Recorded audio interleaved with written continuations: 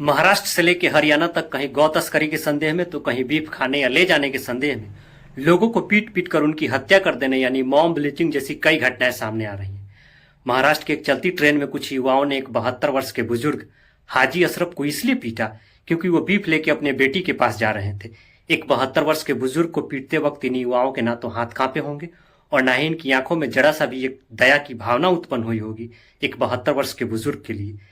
ये युवा पुलिस का एग्जाम देने जा रहे थे। आप समझ सकते हैं कि ऐसे लोग जब पुलिस में भर्ती हो जाएंगे तो हमारे देश में लोगों का किस प्रकार से रक्षा करेंगे। इन युवाओं का कहना था कि सावन के महीने में ट्रेन में बीफ ले जाने से हमारी धार्मिक भावनाएं आहत हुई, जबकि हाजी अशरफ का कहना था कि ये गौ मांस नहीं था बल्कि भैंस का मांस था और भैंस के मांस पे हमारे देश में कहीं कोई किसी प्रकार से प्रतिबंध नहीं है इसके खाने और इसके व्यापार करने पे। कुछ ऐसा ही मामला हरियाणा के दो अलग अलग हिस्सों से देखने को मिला है।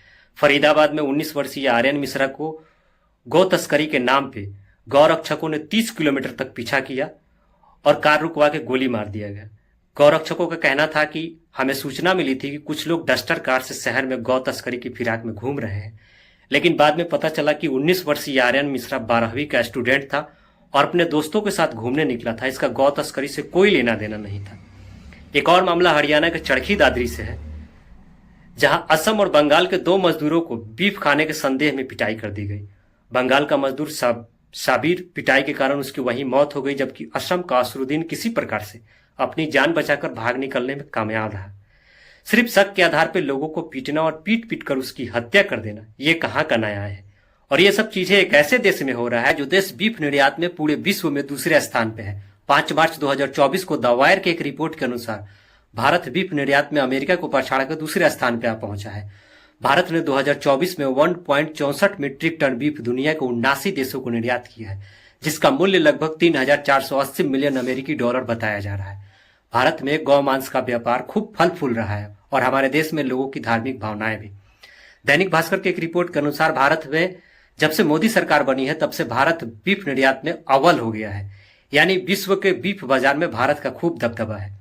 भारत में अलग अलग राज्यों में गौ मांस को लेकर अलग अलग कानून बनाए गए हैं। किसी राज्य में यह पूर्णतः प्रतिबंध है तो किसी राज्य में खुलेआम इसके बाजार लगाए जाते हैं। और गौ मांस को छोड़ के भैंस के मांस से लेकर मुर्गा तक के मांस में भारत में कहीं कोई किसी प्रकार से प्रतिबंध नहीं है इसके खाने और व्यापार करने में। बाकायदा सरकार इनको रजिस्ट्रेशन देती है, बूचड़खानों को सब्सिडी भी देती है और यही बीफ कंपनी या बीजेपी सरकार को इलेक्ट्रोल बॉन्ड के रूप में करोड़ों रुपए का चंदा देती है। तब बीफ का पैसा चंदा के रूप में लेते हुए हमारे देश के नेताओं और राजनीतिक पार्टियों की धार्मिक भावनाएं आहत नहीं होती और ना ही उनका धर्म नष्ट होता है। बीफ का चंदा का पैसा हमारे देश के नेताओं के जेब में जा रहा है और हमारे देश के बेरोजगार युवाओं को फ्री में गौ रक्षक की नौकरी मिल जा रही है।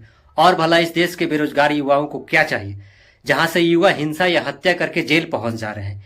इन गौ रक्षकों की टीम में हमारे देश के नेताओं और धर्म के ठेकेदार के बच्चे नहीं होते हैं। जिस काम को शासन प्रशासन को करना चाहिए उस काम में देश के बेरोजगार युवाओं को लगा दिया गया है और बाकायदा कहा जा रहा है कि आप धर्म की रक्षा कीजिए, हम धन की रक्षा करेंगे। बाकी देश में हो रहे ऐसी घटनाओं पे आपकी क्या राय है? कमेंट बॉक्स में हमें जरूर बताइएगा।